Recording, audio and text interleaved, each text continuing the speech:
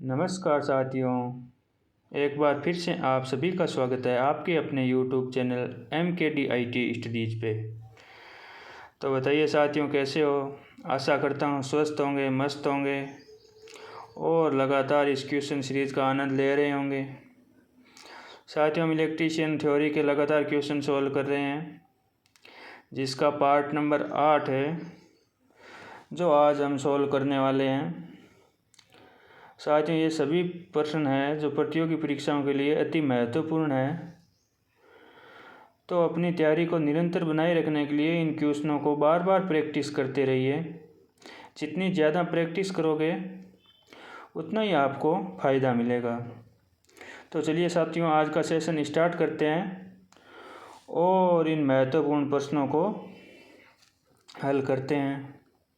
साथियों, आज का आपका पहला क्वेश्चन है, किसी पदार्थ का वह गुण जो सरलता की व्याख्या करता है, जो मैग्नेटिक फ्लक्स भाग में स्थापित करता है, वह है। बताइए वह कौन सा गुण है जो सरलता की व्याख्या करता है और चुंबकीय फ्लक्स को स्थापित करने में सहायता प्रदान करता है। ऑप्शन ए है कोर्सिविटी, ऑप्शन बी है रिटेंटिविटी, ऑप्शन सी है पारगम्यता, ऑप्शन डी है रिलक्टेंस या ऑप्शन ई है आपका रेसिस्टेंस।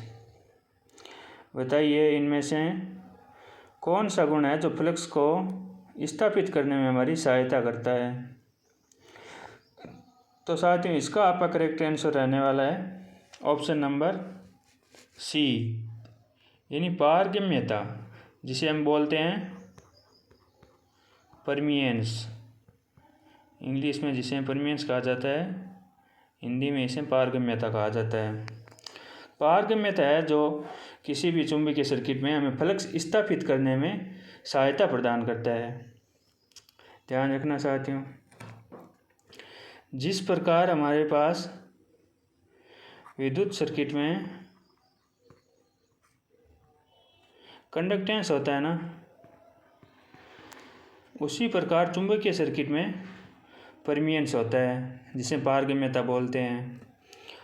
परमियंस का आपको प्रतीक चिन्ह ध्यान रखना है, रो होता है, जिसे हम रो कहते हैं, और इसका मात्रक आपको ध्यान रखना है, वेबर प्रति एम्पियर टर्न। ये परमियंस का मात्रक होता है। ध्यान रखना साथियों, परमियंस का व्युत्क्रम होता है रिलक्टेंस, यानी जो चुंबकीय फ्लक्स के मार्ग में बाधा उत्पन्न करता है उसे हम रिलक्टेंस कहते हैं। जैसे विद्युत परिपथ में हमारे पास होता है ना प्रतिरोध, उसी प्रकार चुंबकीय परिपथ में हमारे पास रिलक्टेंस होता है। रिलक्टेंस को हम RM से दर्शाते हैं, ध्यान रखना। और रिलक्टेंस बराबर हम कह सकते हैं 1/परमियंस। तो अब बताइए रिलक्टेंस का मात्रक क्या होगा, यानी परमियंस का व्युत्क्रम है तो इसका मात्रक होगा एम्पियर टर्न प्रति वेबर।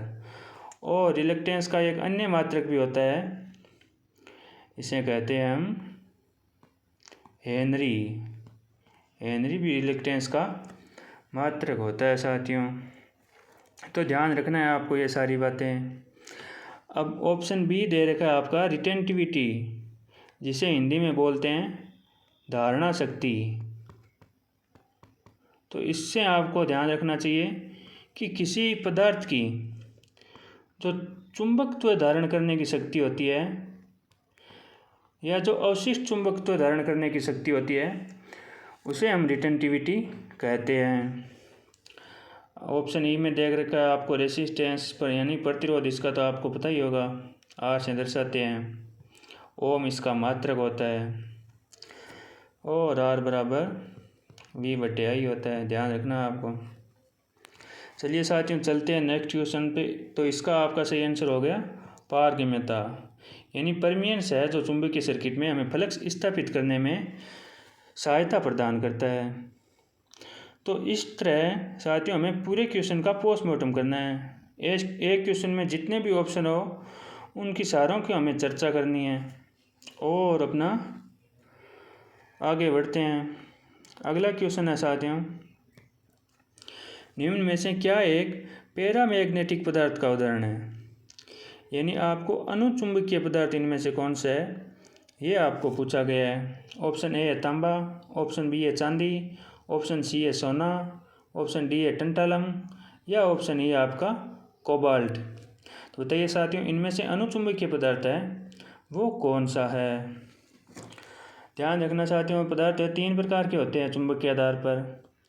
एक होता है आपका लोह चुंबकीय पदार्थ जिसे हम फेरोमैग्नेटिक बोलते हैं।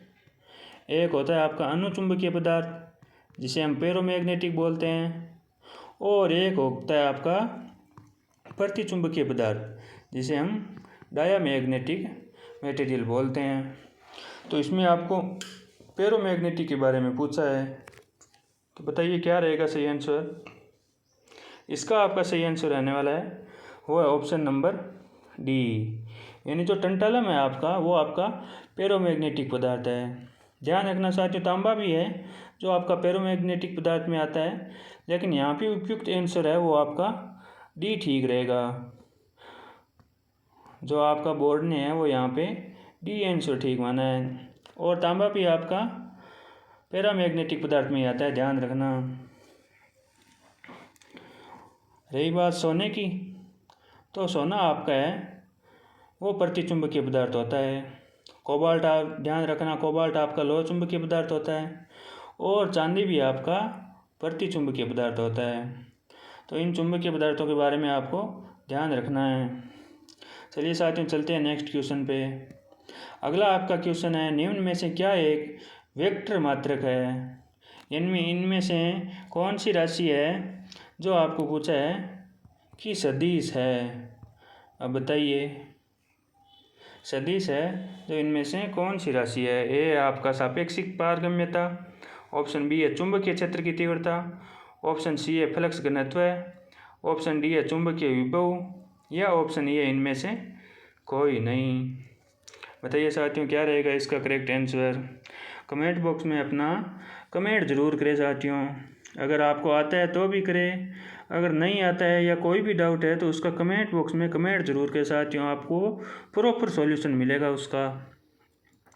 तो इसका जो आपका करेक्ट आंसर रहने वाला है वो है ऑप्शन नंबर बी। चुंबकीय क्षेत्र की तीव्रता है वो आपकी एक है सदिश राशि है। अब ध्यान रखना, एक होता है सदिश और एक होता है आपका अदिश। यानी जिस राशि का परिमाण के साथ साथ दिशा भी हो उसे सदिश कहते हैं, और जिस राशि का केवल परिमाण हो दिशा न हो उसे अदिश कहते हैं। ध्यान रखना साथियों। अब से साथ ही बात करें फ्लक्स घनत्व, तो बताइए फ्लक्स घनत्व की इकाई क्या होती है? बताइए साथियों, कमेंट करके ज़रूर बताइए फ्लक्स घनत्व की इकाई क्या होती है। फ्लक्स घनत्व की आपकी इकाई होती है वेबर प्रति मीटर स्क्वायर, यह आपकी फ्लक्स घनत्व की इकाई होती है। और इसका सीजीएस मात्रक होता है आपका गॉस। ध्यान रखना साथियों, सीजीएस मात्रक है वो गॉस होता है। अब बता दीजिए चुंबकीय फ्लक्स की इकाई क्या होती है आपकी? चुंबकीय फ्लक्स की इकाई होती है आपकी वेबर। और ध्यान रखना, 1 वेबर बराबर 10⁸ मैक्सवेल होता है। ये सारी बातें आपको ध्यान रखनी है साथियों। तो इसका आपका सही आंसर हो गया ऑप्शन नंबर बी, यानी इनमें से वेक्टर मात्रक है वो आपका चुंबकीय क्षेत्र की तीव्रता है। और अदिश बोले तो अदिश को इंग्लिश में बोलता है स्केलर, यानी एक होती है स्केलर राशियाँ और एक होती है वेक्टर राशियाँ। तो इसका आपका करेक्ट आंसर हो गया ऑप्शन नंबर बी। चलिए साथियों, चलते हैं नेक्स्ट क्वेश्चन पे। अगला आपका क्वेश्चन है, निम्न में से किस स्थान के लिए गैस इंसुलेटेड उप स्टेशन को प्राथमिकता दी जाती है? बताइए इनमें से किस स्थान पर हम गैस इंसुलेटेड सब स्टेशन है उसको प्राथमिकता देते हैं? ऑप्शन ए आपका पर्वतीय क्षेत्र, ऑप्शन बी है बहुत ज़्यादा जनसंख्या वाले नगर, ऑप्शन सी है भूमिगत स्टेशन, ऑप्शन डी है ऑफशोर या ऑप्शन ई है इन सभी जगहों पर। तो बताइए साथियों, कमेंट करके ज़रूर बताइए क्या रहने वाला है आपका सही उत्तर। साथियों इसका जो सही आंसर रहने वाला है वो है आपका ऑप्शन नंबर ई, यानी इन सभी जगहों पर है जो हम गैस इंसुलेटेड उप स्टेशन या सब स्टेशन को प्राथमिकता देते हैं, चाहे पर्वतीय क्षेत्र हो, चाहे हमें भूमिगत स्टेशन हो, चाहे ऑफ शोर वाला क्षेत्र हो या बहुत ज़्यादा जनसंख्या वाला क्षेत्र हो, वहाँ पे इन सभी जगह पर हमें जो गैस इंसुलेटेड सब स्टेशन स्थापित करते हैं। चलिए साथियों चलते हैं अगले क्वेश्चन पे। अगला आपका क्वेश्चन है, उप स्टेशन में निम्न में से कौन सा घटक बिना भार वाली अवस्था में उपकरण में विद्यमान किसी भी धारिता आवेश को भूमि में डिस्चार्ज करता है? तो बताइए साथियों, ऑप्शन ए आपका भू संपर्क स्विच, ऑप्शन बी है परिपथ वियोजक, ऑप्शन सी है बस बार, ऑप्शन डी है तड़ित रोधक या ऑप्शन ए आपका तरंग जाल। यानी सब स्टेशन में इनमें से कौन सा घटक है जो बिना लोड के स्थिति में उसमें किसी भी प्रकार की धारिता या आवेश होता है उसको भूमि में डिस्चार्ज कर देता है। बताइए मित्रों क्या रहेगा आपका इसका सही आंसर? तो इसका आपका सही आंसर रहने वाला है दोस्तों ऑप्शन नंबर ए, यानी भू संपर्क स्विच होता है वो बिना लोड वाली किसी भी स्थिति में जो भी धारिता या आवेश होता है उसको भूमि में प्रवाहित कर देता है। परिपथ वियोजक आपका नाम है सर्किट ब्रेकर का हिंदी नेम है, सर्किट ब्रेकर को हम हिंदी में परिपथ वियोजक कहते हैं, ध्यान रखना। तो परिपथ वियोजक इसमें काम नहीं लेते हैं, ये हम सुरक्षा उपकरणों की दृष्टि से काम में लेते हैं, ध्यान रखना। तड़ित रोधक यह भी आवेश या धारिता को भूमि में डिस्चार्ज करने का काम करता है, जिसे हम बोलते हैं लाइटनिंग अरेस्टर। तो इसका आपका क्या कार्य होता है? इसका कार्य होता है कि आकाशीय बिजली होती है वो अगर किसी वायर या किसी बिल्डिंग पर गिरे उससे ये बचाव करता है।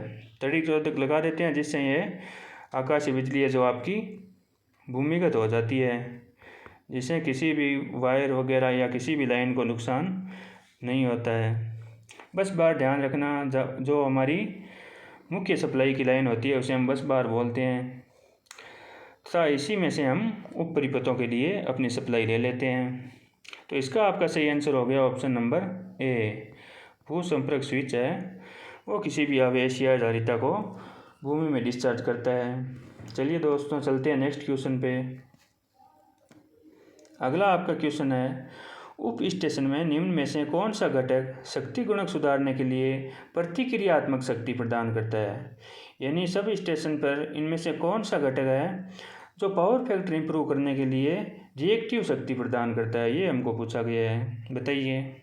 तो आपको रिएक्टिव पावर नाम देखते ही पता चल जाना चाहिए कि इनमें से किसकी जो आउटपुट है हम रिएक्टिव पावर के रूप में काम में लेते हैं। ऑप्शन ए आपका धारा ट्रांसफार्मर, ऑप्शन बी है संभावित ट्रांसफार्मर, ऑप्शन सी है शंट संधारित्र, ऑप्शन डी है शंट रिएक्टर या ऑप्शन ई है आपका शंट रेसिस्टर। तो बताइए क्या रहेगा इसका सही आंसर? अगर आपको आंसर आता है तो कमेंट में ज़रूर बताएं, कमेंट करने में कंजूसी न करें किसी भी प्रकार की, इससे आपकी प्रैक्टिस ही होगी और अभ्यास से बढ़कर कुछ नहीं है। अगर आप बार बार क्वेश्चनों का अभ्यास करते हैं तो आपके सारे क्वेश्चन आपके दिमाग में सेट हो जाएंगे। तो साथियों इसका जो आपका करेक्ट आंसर रहने वाला है वो है ऑप्शन नंबर सी, यानी शंट संधारित्र को है जो हम पावर फैक्टर इम्प्रूव करने के लिए काम में लेते हैं। और ध्यान रखना, जब हम इसको पावर फैक्टर सुधारने के लिए काम में लेते हैं तो इसकी शक्ति को हम केवीआर में व्यक्त करते हैं। KVR kilo volt ampere reactive power, ध्यान रखना इसकी फुल फॉर्म पूछी जा सकती है आपको। धारा ट्रांसफार्मर नहीं, यह तो एक प्रकार का इंस्ट्रूमेंट ट्रांसफार्मर है, सीटी और पीटी, जो उच्च परिपथों में हम धारा और वोल्टेज मापने के लिए काम में लेते हैं। चलिए मित्रों चलते हैं नेक्स्ट क्वेश्चन पे। अगला आपका क्वेश्चन है, संचरण लाइन के अंतिम सिरे पर या संचरण लाइन के ठीक कोने पर या नदियों को पार करने हेतु संचरण लाइन के निम्न में से किस इंसुलेटर का इस्तेमाल किया जाता है?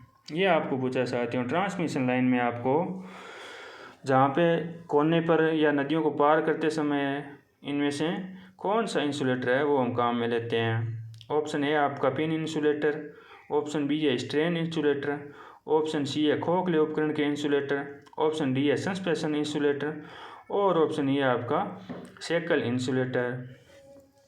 तो बताइए साथियों क्या रहेगा इसका करेक्ट आंसर। सस्पेंशन इंसुलेटर को ध्यान रखना, हम बोलते हैं डिस्क इंसुलेटर। जी हाँ, डिस्क इंसुलेटर इसी सस्पेंशन इंसुलेटर को कहा जाता है। तो बताइए दोस्तों क्या रहेगा सही आंसर। तो इसका आपका सही आंसर रहने वाला है ऑप्शन नंबर बी, यानी स्ट्रेन इंसुलेटर है जो हम लाइन के अंतिम छोर पर या ट्रांसमिशन लाइन के किसी कोने पर या ट्रांसमिशन लाइन कहीं नदियों को पार कर रही है वहाँ पे है जब हम स्ट्रेन इंसुलेटर का काम में लेते हैं, ध्यान रखना।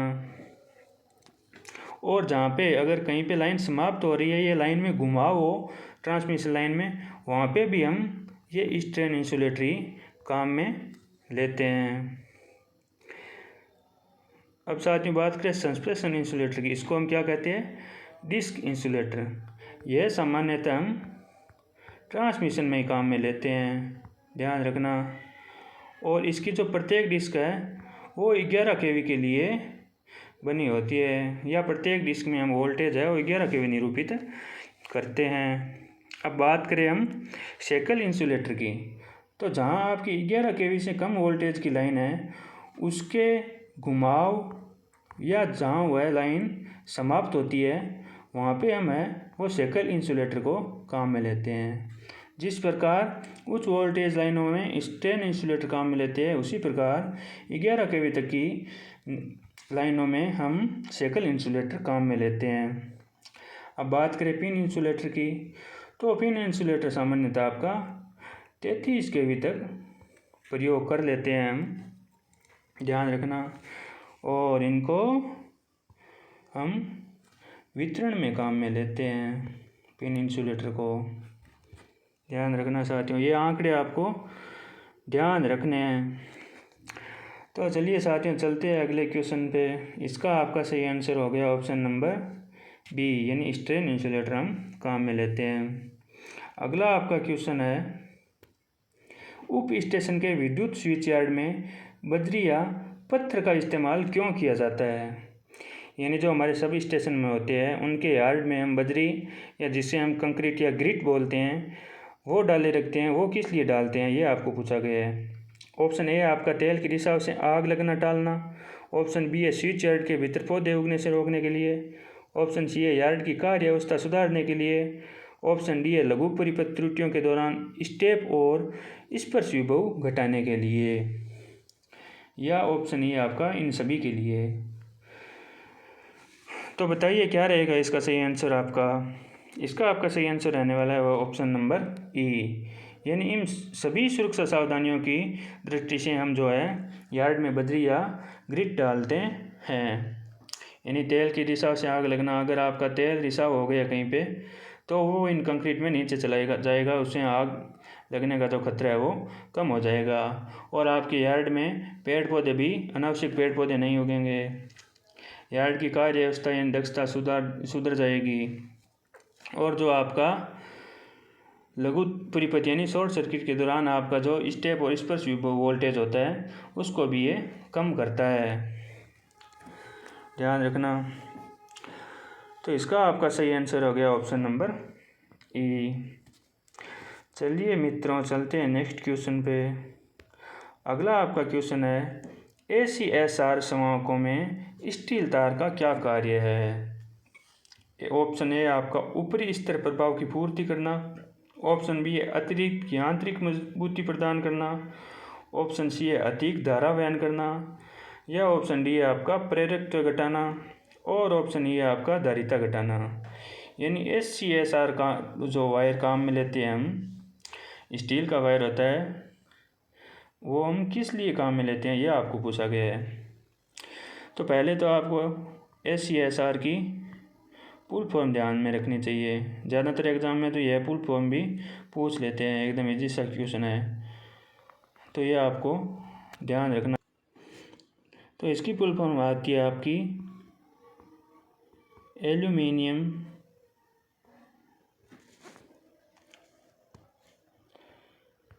कंडक्टर स्टील रेनफोर्स्ड, यह आपकी है जो इसकी फुल फॉर्म होती है। अब बताइए इसको किस लिए काम में लेते हैं? तो इसको हम काम में लेते हैं यांत्रिक मजबूती प्रदान करने के लिए। जो आपका एल्यूमिनियम वायर होता है वो इतना मजबूत नहीं होता, लेकिन उनके बीच में जब हमें एक स्टील का ACSR तार लगा देते हैं तो उसकी यांत्रिक मजबूती है जो बढ़ जाती है।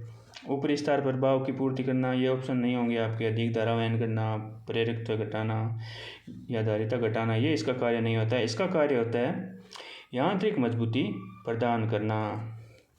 चलिए दोस्तों चलते हैं नेक्स्ट क्वेश्चन पे। अगला आपका क्वेश्चन है, धारा और वोल्टेज फेज में होने पर शक्ति गुणक है वो क्या होगा? बताइए।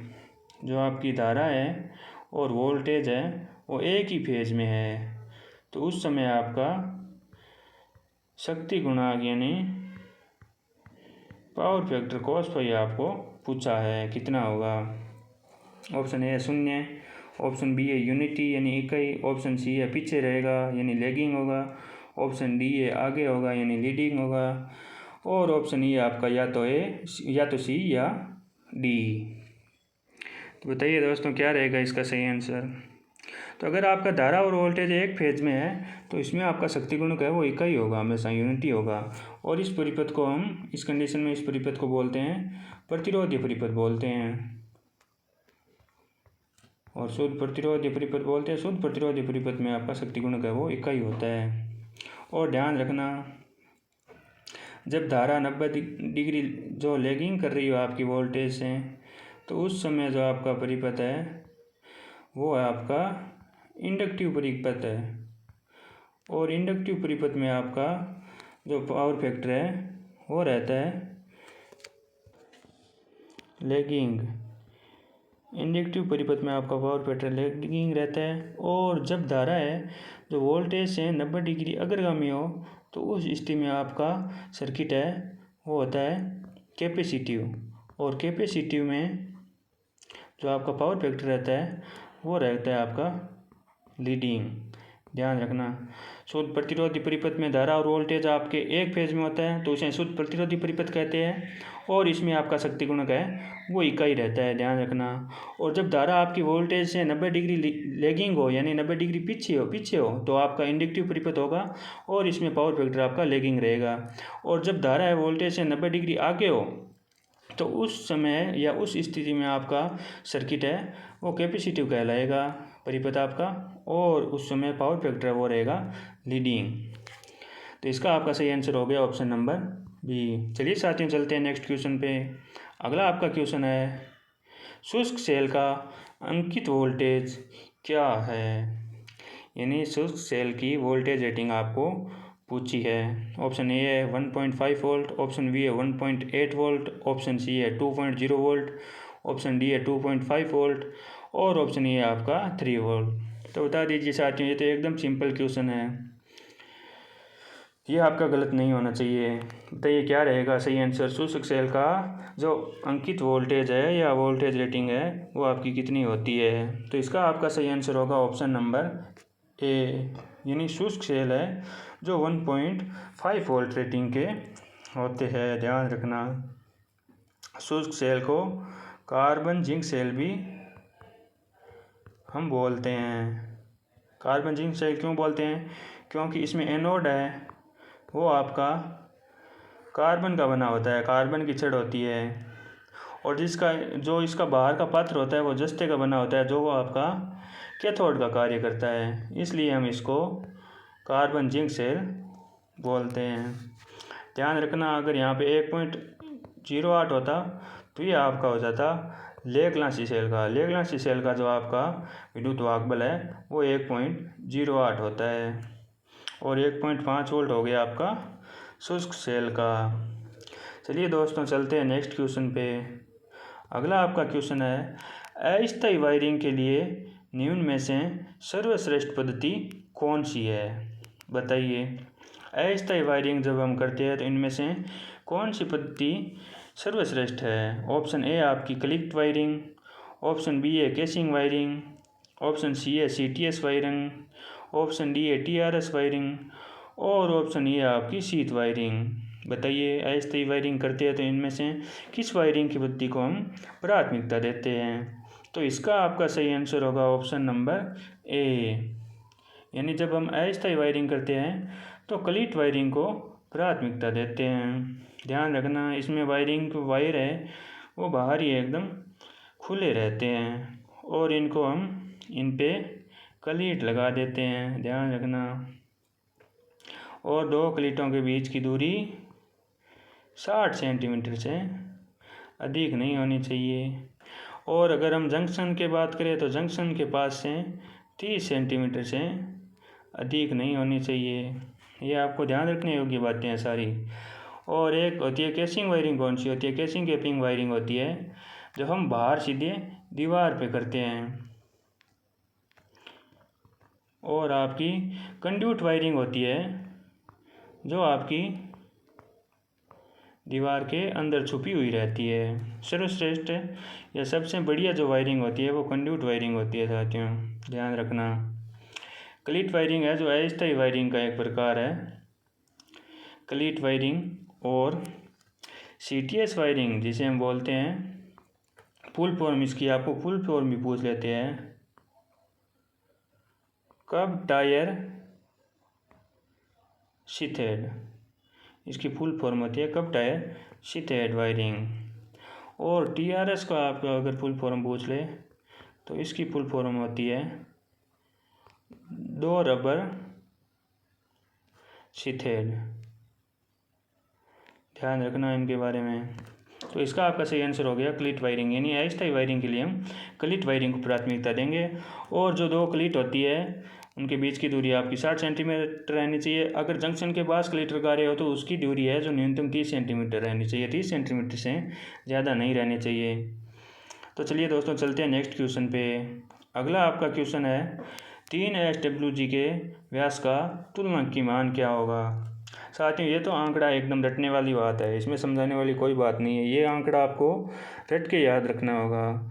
और आजकल इन जैसे प्रश्नों का ट्रेंड भी बहुत है। यानी 1 SWG, 2 SWG या 3 SWG, ये आपको 3-4 मान हैं जो रट के याद रखने ही पड़ेंगे। ये बार बार परीक्षाओं में पूछे जाते हैं। तो ऑप्शन ए आपका 3.6576 mm, ऑप्शन बी है 4.8768 mm, ऑप्शन सी है 5.8928 mm, ऑप्शन डी है 6.4008 mm और ऑप्शन ए आपका 7.62 mm। तो बताइए दोस्तों क्या रहेगा इसका सही आंसर।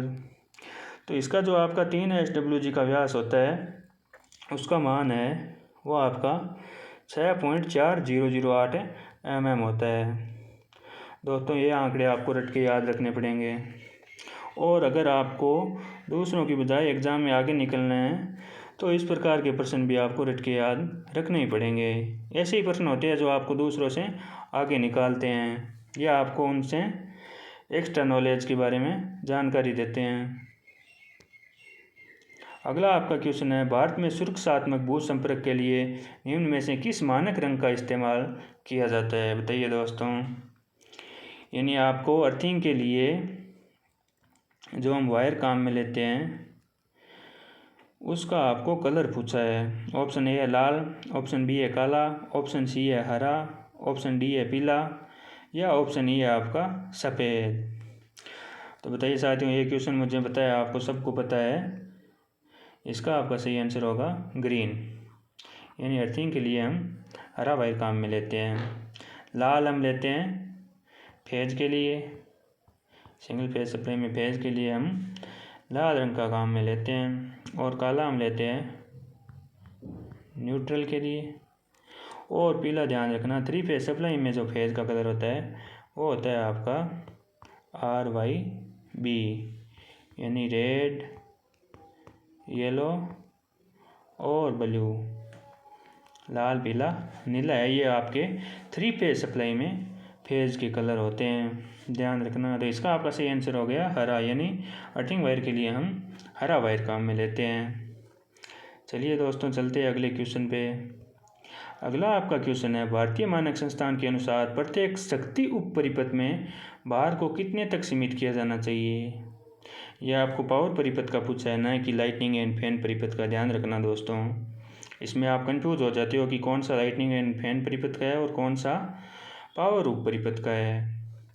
तो ध्यान रखना इसका आपका सही आंसर रहने वाला है ऑप्शन नंबर ई, यानी जो आपका 3000 वाट है वो आपका पावर उप परिपथ के लिए होना चाहिए। 3000 वाट तक आप उसमें लोड लगा सकते हो।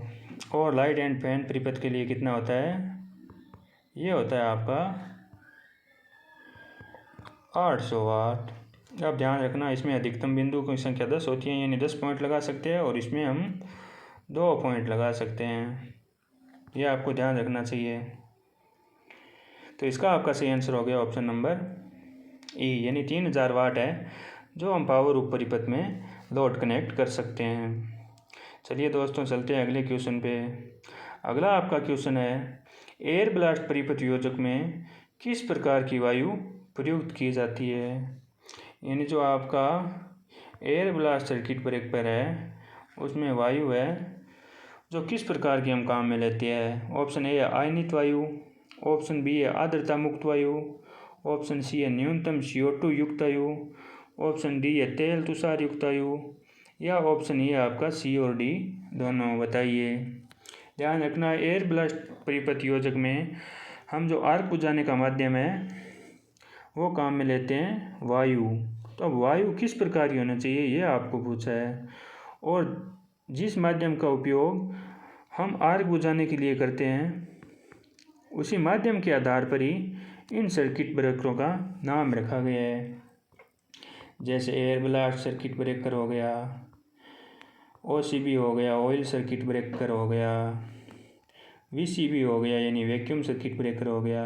OCB में हम ऑयल का प्रयोग करते हैं आर्किंग बुझाने के लिए, VCB में निर्वात का प्रयोग करते हैं यानी किसी भी प्रकार की एयर वगैरह नहीं होती है। और एक आपका हो गया ACB यानी एयर सर्किट ब्रेकर। ध्यान रखना ये सब सर्किट ब्रेकर के प्रकार है, जैसे MCB, ELCB, MCCB, इन सब की आपको फुल फॉर्म भी ध्यान रखनी चाहिए। ABCB मतलब air blast circuit breaker, OCB oil blast circuit breaker, और VCB आपकी वैक्यूम सर्किट ब्रेकर, और ELCB आपकी earth leakage circuit breaker, MCCB आपकी moulded case circuit breaker, MCB आपकी मिनिएचर सर्किट ब्रेकर, और ACB आपकी एयर सर्किट ब्रेकर। तो इन सब की फुल फॉर्म भी आपको ध्यान रखना चाहिए। अब बात करें ABCB यानी एयर ब्लास्ट सर्किट ब्रेकर में हम जो वायु काम में लेते हैं वो वायु है जो हमारी आर्द्रता मुक्त होनी चाहिए, यानी उसमें किसी भी प्रकार की नमी नहीं होनी चाहिए, एकदम ड्राई एयर है जो हम इसमें काम में लेते हैं। तो इसका आपका सही आंसर हो गया ऑप्शन नंबर बी। चलिए साथियों चलते हैं नेक्स्ट क्वेश्चन पे। अगला आपका क्वेश्चन है, प्रेरण मोटर में क्रोलिंग मुख्यतः किसके कारण होती है। यानी प्रेरण मोटर में क्रोलिंग किसके कारण होती है ये आपको पूछा गया है। ऑप्शन ए आपका कम वोल्टेज आपूर्ति, ऑप्शन बी है उच्च भार, ऑप्शन सी है मोटर में विकसित अनुकंप, ऑप्शन डी है मशीन की अनुचित डिजाइन, या ऑप्शन ये आपका इनमें से कोई नहीं। यानी एक इंडक्शन मोटर है जो आपकी एकदम धीमी स्पीड पे चल रही है जिसे हम क्रोलिंग बोलते हैं, तो उसका कारण है वो क्या हो सकता है इनमें से। एकदम धीमी स्पीड बोले तो जैसे हम कह सकते हैं उसकी स्पीड 7 RPM है तो वो 1/7 RPM पे चल रही है, यानी 1 RPM पे चल रही है, वो अपनी मूल स्पीड से धीमी स्पीड पे चल रही है, तो उसे क्या कहा जाता है, क्रोलिंग कहा जाता है। और ये आपका किसके कारण होता है, वह आपका ऑप्शन नंबर सी, यानी मोटर में विकसित जो अनुकंप होते हैं, जो हंटिंग होता है उसके कारण है वो आपकी क्रोलिंग होती है। ध्यान रखना साथियों, उच्च भार के कारण क्रोलिंग नहीं होती, मशीन की अनुचित डिजाइन के कारण नहीं होती। इसका आपका सही आंसर हो गया ऑप्शन नंबर सी। चलिए दोस्तों चलते हैं नेक्स्ट क्वेश्चन पे। अगला आपका क्वेश्चन है, हिस्टेरिसिस मोटर का रोटर है वो किसका बना होता है, बताइए इनमें से कौन सा पदार्थ है जिसका प्रयोग हम हिस्टेरिसिस मोटर का रोटर बनाने के लिए करते हैं। ऑप्शन ए आपका एल्यूमिनियम, ऑप्शन बी है डलवा लोहा, ऑप्शन सी है क्रोम स्टील, ऑप्शन डी है तांबा, और ऑप्शन ई आपका इनमें से कोई नहीं। बताइए दोस्तों, कमेंट में ज़रूर बताइए अपना आंसर। अगर आपको नहीं भी आ रहा है तो भी कोशिश करें कमेंट में उत्तर देने की। कोई बात नहीं, अगर गलत होगा तो हम बैठे हैं ना, आपको सही बताएंगे, आपकी गलती दूर करेंगे, ताकि आप यहाँ पे गलती करोगे तो आप एग्ज़ाम में गलती करने का कोई चांस नहीं छोड़ोगे। तो जैसा भी आपको आंसर आ रहा है वो कमेंट में ज़रूर बताएं। और इन क्लासों को आप पूर्णतः मनोयोग के साथ जब आप क्लास ले रहे हो तो आपका ध्यान एकदम स्क्रीन पर और कान में ईयरफोन लगाए हुए एकदम पूर्णतः मनोयोग के साथ आपको क्लासें अटेंड करनी है। और इन क्लासों का बार बार रिवीजन करते रहना है। अगर आप एक बार पढ़ ले तो दूसरी बार आपको इतना टाइम इनमें वेस्ट नहीं करना है। इनकी स्पीड आप तेज़ करके या स्पीड आपकी 1.5 गुना 2 गुना करके स्पीड में इन क्लासों को रिवाइज कर सकती हो, जिनसे आपकी प्रैक्टिस भी हो जाएगी और क्लासों का रिवीजन भी हो जाएगा। साथियों, आपको पता होना चाहिए प्रैक्टिस से बढ़कर कुछ नहीं है। अगर आप बार बार अभ्यास करोगे तो आपके ये क्वेश्चन एकदम दिमाग में सेट हो जाएंगे। आपको पूछते ही तुरंत उत्तर आपके दिमाग में आ जाएगा कि इस क्वेश्चन का उत्तर ये है। तो आप बार बार इन क्वेश्चनों की प्रैक्टिस करते रहिए। प्रैक्टिस से आपको बहुत फ़ायदा होगा। तो इसका आपका सही आंसर है, यानी हिस्टैरिसीस मोटर का रोटर है वो आपका क्रोम स्टील का बना होता है। ध्यान रखना, हिस्टैरिसीस मोटर है जो हम घड़ियों वगैरह में काम लेते हैं। ध्यान रखना, ये एकदम भी इसका शोर है वो बिल्कुल कम होता है, यानी ये शोर नहीं करती है, एकदम शांतिपूर्वक चलती है, किसी भी प्रकार का शोर नहीं करती। इसका रोटर क्रोम स्टील का बना होता है। आपका सही आंसर हो गया ऑप्शन नंबर सी। चलिए दोस्तों, चलते हैं नेक्स्ट क्वेश्चन पे। अगला आपका क्वेश्चन है, स्क्विरल केज प्रेरण मोटर की 1/7वें दर चाल से चलने की प्रवृत्ति दर्शाने वाली घटना को क्या कहा जाता है। इसके बारे में साथियों हमने अभी चर्चा की है। तो ये क्वेश्चन आपका गलत नहीं होना चाहिए, किसी भी सूरत में गलत नहीं होना चाहिए। ऑप्शन ए आपका क्रोलिंग, ऑप्शन बी है डैम्पिंग, ऑप्शन सी है हमिंग, ऑप्शन डी है चुंबकीय विरूपण, या ऑप्शन ई है आपका ब्रेकिंग। बताइए साथियों, ज़रूर बताएं, अपना कमेंट करके ज़रूर बताएं क्या रहेगा इसका सही आंसर। इसका जो आपका सही आंसर रहने वाला है वो है ऑप्शन नंबर ए, क्योंकि इसमें आपको पता होना चाहिए, इसमें हमने अभी बात की है इसकी कि जब स्क्विरल केज प्रेरण मोटर है वो अपनी मूल चाल से एकदम धीमी गति पे चल रही हो तो इस घटना को हम क्रोलिंग कहते हैं। ध्यान रखना, हमिंग ये त्रुटि है जो आपकी ट्रांसफार्मर में होती है, यानी आपकी जो कोर है उसमें हमिंग की ध्वनि उत्पन्न होती है, इसे ही हम हमिंग कहते हैं। चुंबकीय विरूपण यानी मैग्नेटिक आपका डिस्टोरेशन है वो इसमें नहीं होता। ब्रेकिंग ये भी नहीं है, और डैम्पिंग भी नहीं है। इसमें आपका सही आंसर रहेगा क्रोलिंग। स्क्विरल केज प्रेरण मोटर की जो मूल चाल से धीमी गति से चलने की जो प्रवृत्ति है या जो दोष है आपका, वो आपका क्रोलिंग कहलाता है। चलिए दोस्तों, चलते हैं नेक्स्ट क्वेश्चन पे। अगला आपका क्वेश्चन, निम्न में से किस एकल फेज मोटर में रोटर में कोई टीथ या वाइंडिंग नहीं होते हैं। बताइए, जिसमें रोटर में कोई दांते या किसी भी प्रकार की वाइंडिंग नहीं करते हैं। ऑप्शन ए आपका आकर्षण आरंभ प्रेरणी मोटर, ऑप्शन बी है रिलक्टेंस मोटर, ऑप्शन सी है हिस्टैरिसीस मोटर, ऑप्शन डी है यूनिवर्सल मोटर, और ऑप्शन ई है आपका स्टेपर मोटर। बताइए क्या रहेगा इसका आपका सही आंसर। तो इसका आपका सही आंसर है वो है option number C. Hysteresis motor का रोटर होता है उसमें किसी भी प्रकार की वाइंडिंग नहीं होती है और न ही किसी भी प्रकार के खांचे कटे होते हैं। इसी कारण इसकी जो ऑपरेशन होता है वो एकदम नॉइसलेस ऑपरेशन होता है, यानी ये बिल्कुल भी शोर नहीं करती है, एकदम शून्य होता है इसका शोर, किसी भी प्रकार का आवाज़ नहीं होती, नॉइसलेस ऑपरेशन होता है इसका। इसलिए इसमें वाइंडिंग है और टीथ का प्रयोग हम नहीं करते हैं, इसी कारण है जो ये नॉइसलेस ऑपरेशन पर ऑपरेट होती है। ध्यान रखना साथियों। अगला आपका क्वेश्चन है, निम्न में से कौन सी मोटर है जो एसी और डीसी दोनों प्रकार की विद्युत आपूर्ति पर चल सकती है। बताइए, इनमें से कौन सी मोटर है जिसको हम एसी और डीसी दोनों प्रकार की सप्लाई पे ऑपरेट कर सकते हैं। ऑप्शन ए आपका यूनिवर्सल मोटर, ऑप्शन बी है रिपल्सन मोटर, ऑप्शन सी है सिंक्रोनस मोटर, ऑप्शन डी है रिलक्टेंस मोटर, और ऑप्शन ई है आपका सेल्स इन मोटर।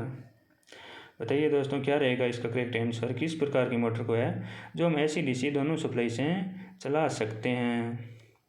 तो इसका आपका सही आंसर रहने वाला है यूनिवर्सल मोटर। यूनिवर्सल मोटर को हम AC से भी चला सकते हैं और DC से भी चला सकते हैं, ध्यान रखना। यूनिवर्सल मोटर को हम और क्या क्या नाम से पुकारते हैं यह भी ध्यान रखना। इसे कहते हैं AC सीरीज मोटर, AC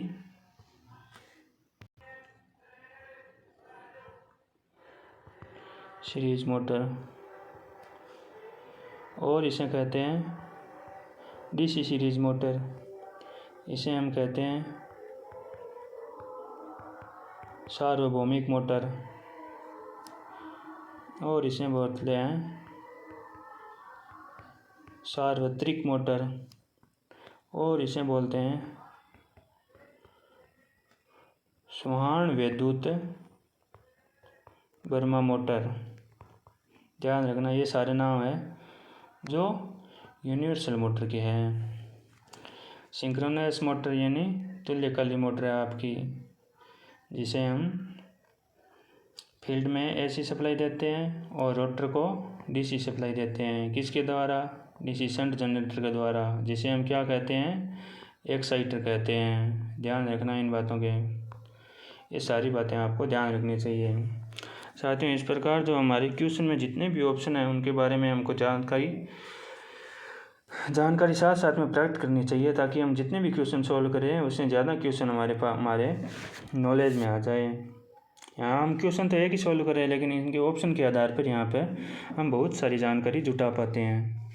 चलिए साथियों अगले क्वेश्चन पे चलते हैं। अगला आपका क्वेश्चन है shaded pole single phase motor में घूमता चुंबकीय क्षेत्र किसके द्वारा उत्पन्न किया जाता है, ये आपको पूछा गया है इनमें। ध्यान रखना शेडेड पोल मोटर है जो आपकी सबसे कम दक्षता वाली मोटर होती है, और इसका प्रयोग हम खिलौनों में करते हैं अधिकतर। यहाँ घड़ियों में भी इसका प्रयोग है वो जो आपका किया जाता है। ऑप्शन ए आपका इंडक्टर, ऑप्शन बी है कैपेसिटर, ऑप्शन सी है रेसिस्टर, ऑप्शन डी है शेडिंग कुंडली। इनमें से किसके द्वारा हम शेडेड पोल मोटर में जो रोटेटिंग मैग्नेटिक फील्ड है वो उत्पन्न करते हैं, ये आपको बताना है साथियों। तो कमेंट करके ज़रूर बताएं क्या रहेगा इसका सही आंसर। इसका आपका सही आंसर रहने वाला है ऑप्शन नंबर डी, यानी शेडिंग कुंडली के द्वारा है जो हम रोटेटिंग मैग्नेटिक फील्ड है इसमें उत्पन्न करते हैं। ये किसकी बनी होती है? ध्यान रखना ये है जो आपकी कॉपर की बनी होती है। तो इसका आपका सही आंसर हो गया ऑप्शन नंबर डी। चलिए मित्रों चलते हैं नेक्स्ट क्वेश्चन पे। अगला आपका क्वेश्चन है कुंडली को घुमाते रहने के लिए मोटर में कहलाने वाली युक्ति द्वारा प्रत्येक आधे फेरे के पश्चात धारा उलट दी जाती है। तो ऑप्शन ए आपका ब्रश, ऑप्शन बी है कम्यूटेटर, ऑप्शन सी है एक्साइटर, ऑप्शन डी है कार्बन स्प्रिंग, ऑप्शन ई है घुड़सवार विद्युत चुंबकीय। तो पहले तो आपको क्वेश्चन समझना चाहिए, क्वेश्चन क्या कहना चाहता है। क्वेश्चन कह रहा है कि कुंडली को घुमाते रहने के लिए मोटर में ऐसी कौन सी युक्ति है जिसके द्वारा धारा है वो प्रत्येक आधे फेरे के बाद उल्ट दी जाती है। मतलब अगर मैं आपको हिंट दूं तो आपको आंसर देने में किसी भी प्रकार की परेशानी नहीं होगी। प्रत्येक आधे फेरे के पश्चात ये बोलता है धारा है वो उल्ट दी जाती है। अब देखिए इस प्रकार की वेव है जो आपकी इनमें से कौन सा प्रदान करता है। तो इसको आपको पता होना चाहिए कि जो कम्यूटेटर है उसके द्वारा हम ये वेव है जो आपकी DC है, और कम्यूटेटर के द्वारा जो हम DC प्राप्त करते हैं। कार्बन स्प्रिंग एक्साइटर इनका वगैरह नहीं। एक्साइटर की हमने अभी बात की है, जो तुल्यकालिक मोटर वगैरह में हम रोटर को सप्लाई देने के लिए DC शंट जनरेटर काम में लेते हैं, उसे ही हम एक्साइटर कहते हैं। अब साथियों एक क्वेश्चन मैं आपको पूछ रहा हूँ, आपको कमेंट बॉक्स में क्लास समाप्त होने के बाद में इसका आंसर ज़रूर देना है। अगर नहीं आए तो कोई बात नहीं, मैं आपको इसका सॉल्यूशन कल बताऊँगा। आप बताइए DC मशीनों में जो हम कार्बन ब्रश काम में लेते हैं उनका कितना भाग शेष रह जाने पर या कितना भाग घिस जाने पर हमें उनको चेंज कर देना चाहिए। इसका आंसर है जो आपको कमेंट बॉक्स में टाइप करना है, और इसका अगर आपको नहीं आता है तो मैं इसका आंसर अगली क्लास में बताऊंगा। जहाँ तक हो सके इसका क्वेश्चन आंसर है वो आप कहीं से भी देने की कोशिश करें, कैसे भी, ताकि आपका नॉलेज वर्धक हो। तो इसका आपका सही आंसर हो गया ऑप्शन नंबर बी, यानी कम्यूटेटर के द्वारा जो आधे फेरे के पश्चात है वो आपकी धारा उल्ट दी जाती है, मतलब कम्यूटेटर से हम डीसी प्राप्त करते हैं। ये आपकी डीसी की वेव है, इसी की आपकी इस प्रकार होती है साइन वेव। चलिए साथियों चलते हैं नेक्स्ट क्वेश्चन पे। अगला आपका क्वेश्चन है उच्च चाल वाले अल्टरनेटरों तथा टर्बो अल्टरनेटरों में सामान्यतः किस प्रकार का रोटर प्रयोग किया जाता है। अब बताइए साथियों, उच्च गति वाले अल्टरनेटरों के लिए हम किस प्रकार का रोटर काम में लेते हैं। ऑप्शन ए है salient pole rotor, option B है projected pole rotor, option C है स्मूथ सिलेंड्रिकल प्रकार का, ऑप्शन डी है ए और बी दोनों, और ऑप्शन ई है आपका इनमें से कोई नहीं। बताइए दोस्तों, कमेंट करके ज़रूर बताएं क्या रहेगा इसका सही आंसर। इसका जो सही आंसर है वो आपका उच्च चाल वाले अल्टरनेटरों के लिए हम सिलेंड्रिकल प्रकार का जो रोटर है वो हम काम में लेते हैं। ध्यान रखना, इनमें आपके रोटर है जो अल्टरनेटरों में रोटर है दो प्रकार के होते हैं। एक आपका होता है सैलिएंट प्रकार का और एक आपका होता है सिलेंड्रिकल जिसे हम बेलनाकार रोटर भी बोलते हैं। सैलिएंट प्रकार का रोटर है वो आपको ध्यान रखना चाहिए निम्न तथा मध्यम गति वाले अल्टरनेटरों के लिए काम में लेते हैं, और इसकी घूर्णन गति है वो आपकी 375 आरपीएम से 1000 आरपीएम तक होती है। ध्यान रखना, जैसे इसका प्रयोग हम करते हैं हाइड्रो अल्टरनेटर में।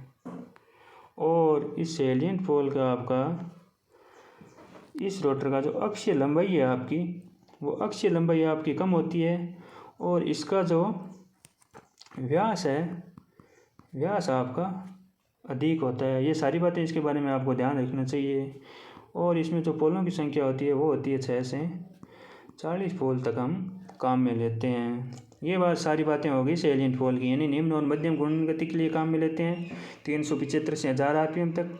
हाइड्रो अल्टरनेटर में इसका प्रयोग करते हैं। इसकी अक्षीय लंबाई कम होती है, व्यास इसका ज़्यादा होता है, और इसमें 6 से 40 तक पोल है जो हम काम में लेते हैं। अब बात करें सिलेंड्रिकल पोल रोटर की, तो ये आपको पता है कि उच्च घूर्णन गति वाले अल्टरनेटर में काम में लिया जाता है, यानी जहाँ पर 1500 से 3000 आरपीएम की आपकी गति हो वहाँ पे इसमें काम में लिया जाता है। इसकी ध्यान रखना, इसकी लंबाई ज़्यादा होती है और इसका व्यास है वो कम होता है, यानी सैलिएंट के उल्टा होता है इसमें। और इसका प्रयोग हम उच्च चाल वाले टर्बो अल्टरनेटरों या जिसे हम बोलते हैं स्टीम टर्बाइन अल्टरनेटर में भी इसका प्रयोग करते हैं। तो इसका आपका सही आंसर हो गया सिलेंड्रिकल प्रकार का रोटर है जो हम उच्च चाल के लिए काम में लेते हैं। तो साथियों, आज के हमारे क्वेश्चन हो गए यहाँ पे समाप्त। यहाँ पे हमने सारे प्रश्नों में विस्तृत प्रकार से चर्चा की है, सारे प्रश्नों के ऑप्शनों के बारे में चर्चा की है। ऐसा कोई भी कन्फ्यूजन वाला क्वेश्चन इसमें मैंने नहीं छोड़ा है। फिर भी अगर आपको किसी भी प्रश्न में डाउट हो तो आप कमेंट करके ज़रूर बताएं, उसका आपको सॉल्यूशन मिलेगा। किसी भी प्रकार का डाउट है वो आपको अपने मन में नहीं रखना है, सारे डाउट आपके क्लियर करा जाएंगे। तो साथियों, आज का सेशन हमारे यहाँ पे समाप्त हो गया। सारे क्वेश्चनों को सॉल्व हमने कर लिया अच्छी तरीके से। अब मिलेंगे साथियों नेक्स्ट सेशन में नई क्वेश्चन सीरीज के साथ। आपकी इस क्वेश्चन सीरीज को लगातार आगे बढ़ाते हुए हम साथियों हमेशा जो अति महत्वपूर्ण प्रश्न हैं उसका सॉल्यूशन हम अपनी इस सीरीज में कर रहे हैं। तो इन क्वेश्चनों को साथियों आपको बार बार प्रैक्टिस करनी है। बार बार प्रैक्टिस करोगे तो ये क्वेश्चन है जो आपको इतने इजी लगने लगेंगे कि आप एग्ज़ाम क्रैक कर जाओगे और आपको पता ही नहीं चलेगा कि मैंने एग्ज़ाम क्रैक कर लिया है। इतने इम्पोर्टेंट क्वेश्चन है। क्वेश्चन इन्हीं में से जो आपके क्वेश्चन है वो प्रतियोगी परीक्षाओं में बार बार पूछे जाते हैं। यही क्वेश्चन होते हैं, इनको पूछने का तरीका बस चेंज कर दिया जाता है और आप कन्फ्यूज हो जाते हो और एग्ज़ाम से बाहर हो जाते हो। तो अब ध्यान रखना, आगे से हमें यह गलती नहीं करनी है। क्वेश्चनों को बार बार अगर एक बार पढ़ लिए तो दोबारा हम इसमें वीडियो की जो स्पीड है वो बढ़ा के देख सकते हैं, ताकि हमारा रिवीजन हो जाए और हमारे प्रश्न हम भूल ना पाए पीछे से। क्योंकि इसमें एक बार हम देखने पे हम दोबारा इतने स्लो स्पीड से देखने की हमें ज़रूरत नहीं पड़ेगी, इसमें टाइम ख़राब होगा। हम इसको फास्ट मोड में देख सकते हैं, ताकि हमारे समय की भी बचत हो। तो चलिए साथियों, मिलते हैं नेक्स्ट वीडियो में नए क्वेश्चनों के साथ और नई उम्मीद के साथ। तब तक साथियों, इन क्वेश्चनों की प्रैक्टिस करते रहिए और लगातार अपनी पढ़ाई के प्रति प्रतिबद्ध रहिए, ताकि अपनी मंजिल को जल्द से जल्द प्राप्त कर सकें। चलिए साथियों, मिलते हैं नेक्स्ट वीडियो में। तब तक सभी साथियों को जय हिंद, जय भारत। धन्यवाद साथियों।